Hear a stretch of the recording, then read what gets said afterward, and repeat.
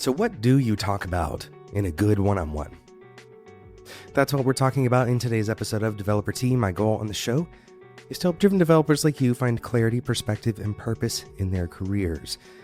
My name is Jonathan Cottrell, and in the 7 years or so that I've been doing this show, I have kept up somewhat of a reasonable boundary between what's going on in my life and what I talk about on this show. And one of the main reasons for that is because the show is intentionally short.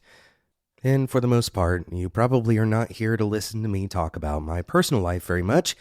But I did want to mention that we missed an episode this week because I've been battling a little bit of a cold. And so you might hear that in my voice on this episode.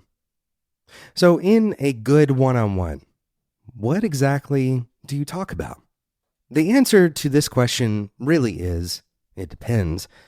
But I want to share with you at least one framework. We'll probably do more in upcoming episodes that I like to think about when I'm doing one-on-ones with my reports. And if you take this framework to your manager, it's likely to produce much better value than just kind of shooting from the hip. And to that point, most of the time, that is what we do. We shoot from the hip.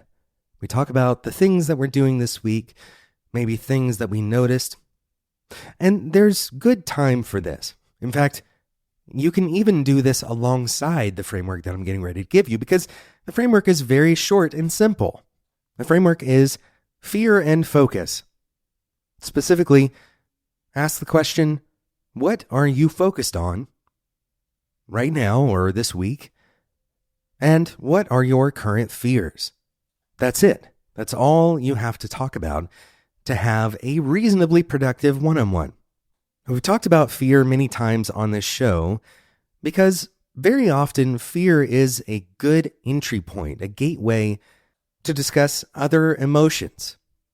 Most of the time, the emotions that we have that are negative at work probably are rooted in some kind of fear. In fact, even the emotions that we have, like resentment, sometimes can be rooted in fear. Now, you don't have to treat every one-on-one like a counseling session necessarily. Certainly, if there is some deep-seated fears or interpersonal issues, then a one-on-one with your manager may not be the only place that you need to look to resolve that. But we can see many of these more complex interpersonal issues through the lens of fear and open the conversation from that perspective. For example, let's imagine that Jane is building up resentment against Tom because Tom seems to be taking all of the interesting tasks on the board, leaving Jane with the more administrivia kind of work. Well, Jane doesn't like this, and she might build up resentment against Tom. And so you might think, well, that's not fear, that's resentment. But we should ask, why is that resentment occurring? You, as a report, ask yourself, are you experiencing something like resentment? One example Jane might be experiencing resentment towards Tom is because she wants to have that more interesting work. And there might be an attached fear here that if this becomes the status quo, if Tom always gets the interesting work and Jane goes down the route of that less interesting work, that it will become difficult to change, that people will just start handing Jane that boring work and Tom will always get the interesting work. Another example of fear being a good instructor is when you're afraid of what you're focused on. So we'll talk a minute about the primary focus. This one's a little bit less complex than the fear, but it certainly is equally important. Being very clear about what your primary focus is and aligning with your manager on what that primary focus is one of the most important things you can do for your career, but perhaps even more critically, being clear about what your focus is going to create a sense of agency for your productivity.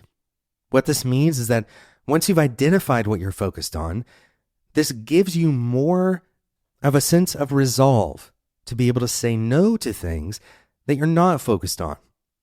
And once you've identified and committed to that focus, then it also gives you less uncertainty about whether you should have chosen a different focus. Now, switching back to the fear, Sometimes we are afraid of what we are focused on. Perhaps we're afraid that we're not capable of accomplishing that particular goal. And discussing that with our manager might lead us towards some training, or maybe pairing with somebody, or maybe just reassurance that they believe we are capable and that failure is okay.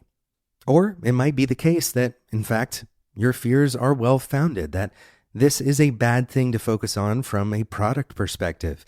Maybe it's the wrong thing to focus on and we need to work on our priorities. Hopefully you can see very quickly that this very simple kind of micro framework for your one-on-ones could elicit some of the most important discussions that you'll ever have with your manager, both at a macro level and at a micro level. I hope you'll try this out. You don't have to commit to it. Just do it in a one-on-one, your next couple of one-on-ones. Whether you're a manager or a report, you can suggest this to whatever the opposite of that is for you, and then let me know how it goes. You can join us in our Developer Tea Discord to discuss this topic and pretty much any other topic that you bring to the table. Head over to developertea.com/discord to join for free today. As you might be able to hear, I'm reaching the limit of my vocal capabilities for the day, but I hope you'll take this micro framework as a challenge to you and as an encouraging opportunity to have important discussions. Thanks so much for listening to today's episode of Developer Tea, and until next time, enjoy your tea.